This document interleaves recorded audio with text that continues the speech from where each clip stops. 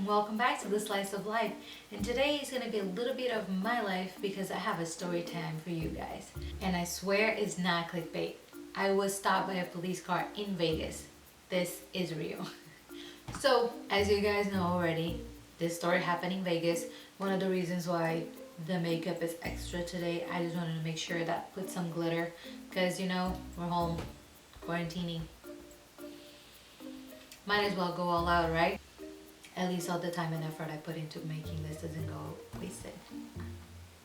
And the story actually begins in Orlando. So my cousin was here at the time because she was getting her PhD in statistics. I know, super smart. And she and I always talked about how we wanted to go to the Grand Canyon together. So since we already have to go around that area, we decided that we're gonna go spend a few days in Vegas. No big deal, right? So it was me, her, and two of her friends from where she was doing her PhD. And we took a plane to Vegas. So we're enjoying Vegas, having a blast, normal stuff. And the day of the Grand Canyon arrives. So we get an Uber and go to the rental place because we don't have a car. We're staying at the MGM, which is in the middle of everything. So you either can Uber or you can walk around, which we did to see everything. And we go on the drive.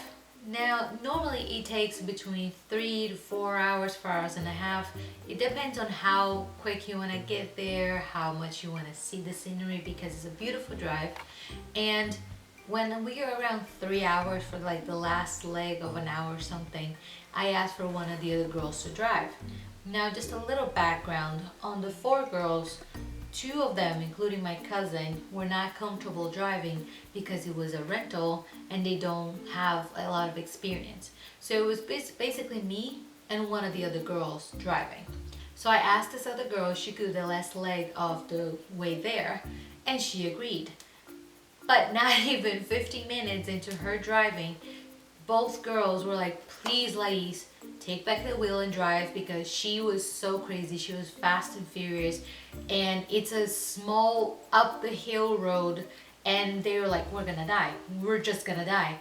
So I agreed and got the car back and drove pretty much the entire trip there. Now, mind you, on the last like 15 to 20 minutes, it started hailing, and it was really, really cold. And none of us expected it. Apparently, we didn't do our research correctly, so we did not know that on the Grand Canyon, even though it's really close to Vegas, because of the altitude and everything, it's really, really cold.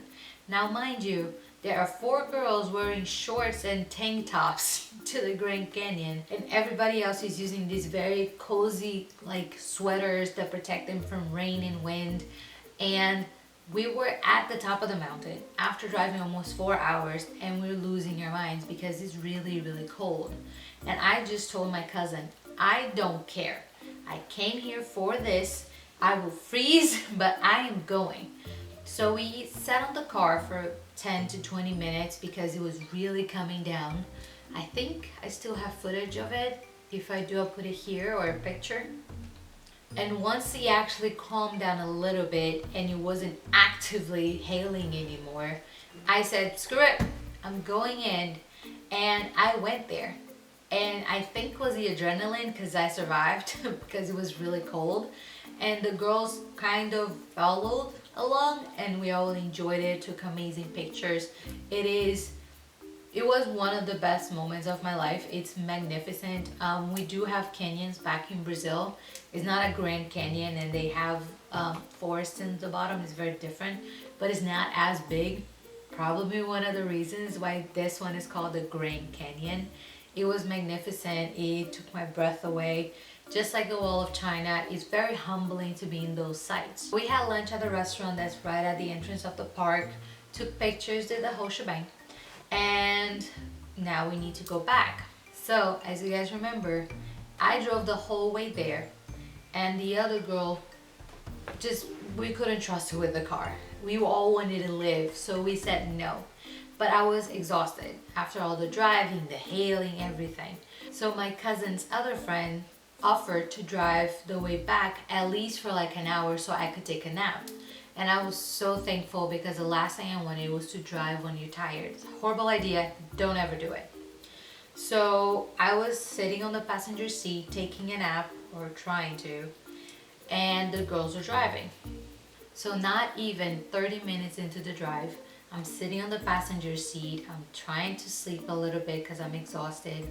And the girl that's driving, she does a sharp turn on a light. So instead of going on the, like just taking a left on the light, she goes against the upcoming traffic. And that sharp turn, because of how it went, it woke me up, so I saw it happening. And who is the very first car coming our way? It is a cop car. Now the car sees us coming, obviously, and he turned his light. I was like, woo! And I'm like, okay, that's it, we're going to jail.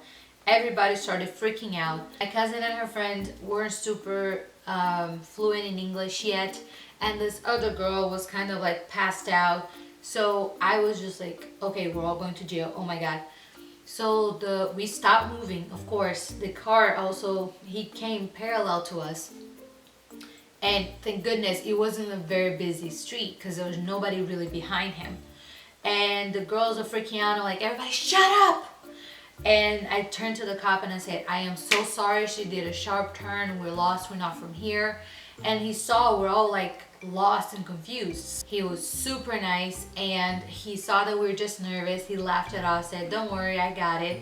So he backed up his car and he put himself in a way to block the street so nobody could come, so we could do a 3-point turn and go back to the street and leave.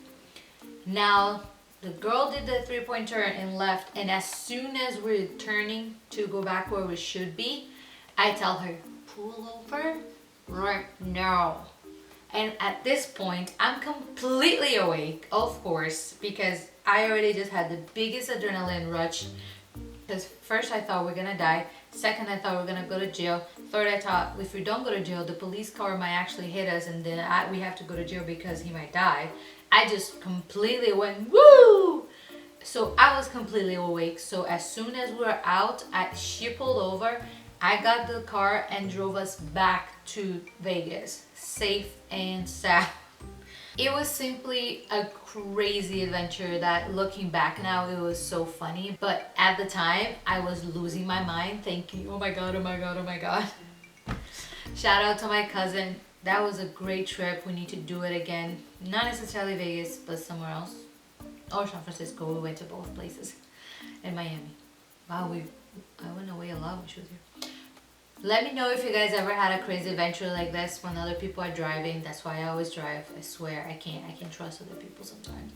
So let me know below in the comments the crazy story you guys have in Vegas or in the car, or both, like we did.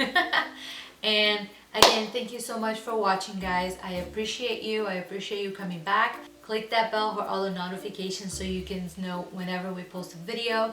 Go on to subscribe, share, send it to your friends, send it to everybody. Thank you so much for watching A Slice of Life. See you guys next time.